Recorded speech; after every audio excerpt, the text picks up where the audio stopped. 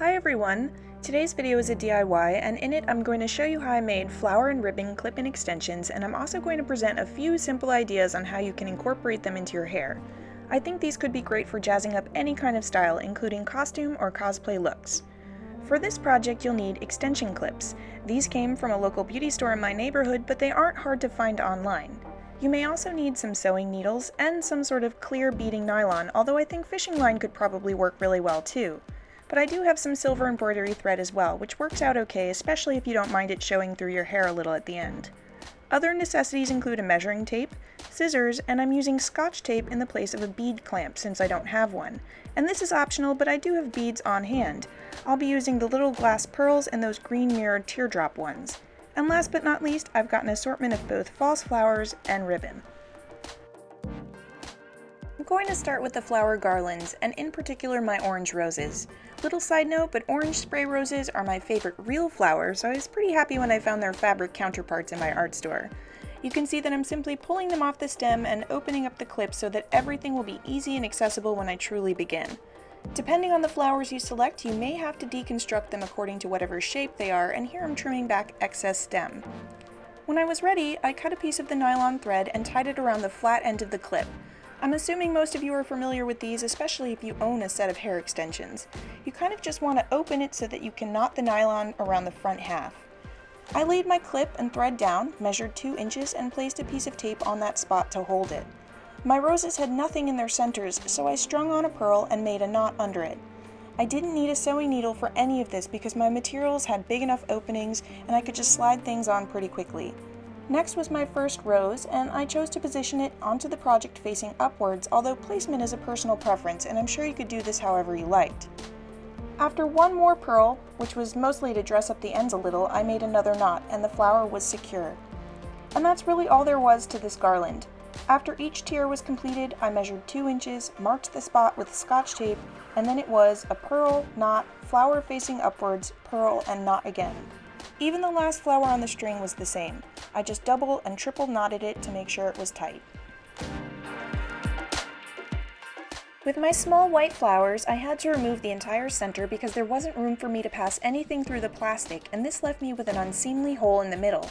In this version, I had to use a sewing needle, and so what I did was a knot, then a stitch coming from under the flower up, at which point I placed on a reflective green bead to mask the hole, then another stitch moving the needle down and through, and then another knot. I placed the flowers on this garland 2 inches apart as well. The last example I have are my little off-white layered petal flowers, and I chose to use the silver thread so that you could see how it might work with a string that was colored. This was super fast since I didn't use beads, and it was a knot, flower, knot, and again I spaced them out about 2 inches. Now for the hair ideas, starting with the silver thread garland. I decided to clip this onto the smaller side of my part, and I simply flipped my hair over to cover it. Truth be told, this isn't super practical since it's likely to swing in my face all day, but I wanted to see what it could look like. Next look involved making a U-shaped parting at the top of my head, and then everything else was secured into a normal ponytail. I clipped the flower extension at the back of my divide and then flipped that hair over. It was combined into the ponytail with another small elastic, and then I just arranged my hair around the flowers. Moving on to my orange roses, I parted some hair on my left and clipped in the flowers. I flipped my hair over to cover the top of it, and then I began to make a side French braid. It started at the part near my face, and it's a pretty standard technique, but if you need it, I'll link my Braidtionary video in the description. When I arrived at the point on my head where the roses began, I added the garland into one of the strands and just kept with my normal French braid pattern.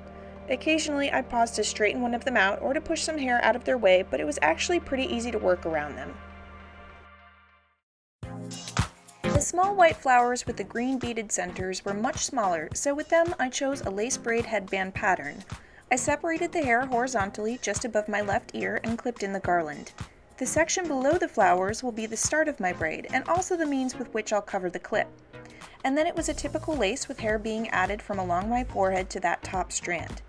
I tried to move each of the additional pieces I gathered around the flowers, and this took a little more time because they were smaller and had this tendency to get caught up in the strands more often, but still it was pretty doable. Okay, so now on to the ribbon extensions.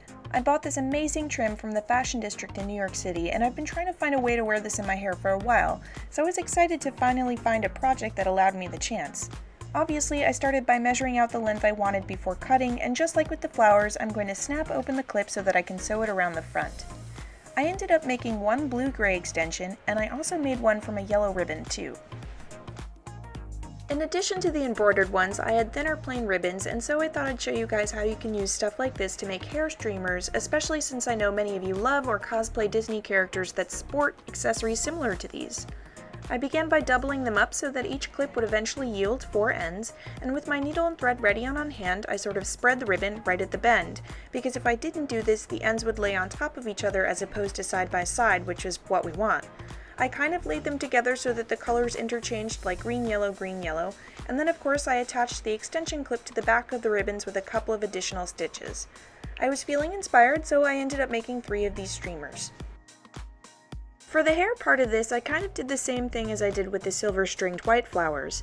I clipped my ribbon onto the smaller side of my part, flipped my hair over, but unlike last time, I pinned the section along my face backwards, thus creating a peekaboo effect with the accessory. I did the same with the yellow ribbon, but on the other side, just so you could see what the different colors could look like. But while in the middle of filming, I had another idea and I wanted to share, and that is a headband. I used another embroidered ribbon for this, and I sewed a clip onto either end so that I could attach it to both the left and right side of my head. And then I just pulled some of my hair from along my face over each of the clips to cover them. Just another idea for securing a ribbon onto the head in a shape that's flattering to most women and girls. But on to the French braid. This is a little eccentric, but I thought some of you guys might enjoy this idea. I made a U-shaped parting at the top of my head and clipped in my blue-gray ribbon so that it would hang sideways on my left. Once it was in, I brushed all my hair back and began to braid. I started at my forehead and worked as I normally would, adding hair in until I reached the start of the ribbon at the crown. Once I got there, I flipped it up and over and out of the way and added hair into that strand on the left, folded it back into the braid, and then let the ribbon flop back down. The next time I pulled a section into the strand on that side, it was laid over the ribbon, and it's in this way that I created the weave effect. It's just a lifting up of the ribbon every other strand, and it's actually really easy. I also found that it didn't take any extra time to do. I continued the pattern down my length, but since it was sort of hot that day, I rolled the braid at my neck up and pinned the ends under. The last style idea involves the streamers, and I'm doing something incredibly simple. Here I'm teasing the hair from my crown forward, and when I had the shape that I liked, I slicked it back, clipped in all 3 of the streamers right at the crown and underneath the hair I'd pulled away from my face. With that done, I twisted those ends into a loose bun and pinned, and I was finished.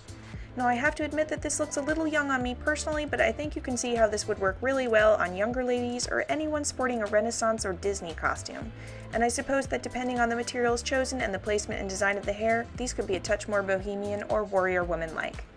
Anyway, I hope you guys enjoyed my video today. If you did, please leave me a thumbs up or a comment, and until next time, have fun and keep braiding. Bye!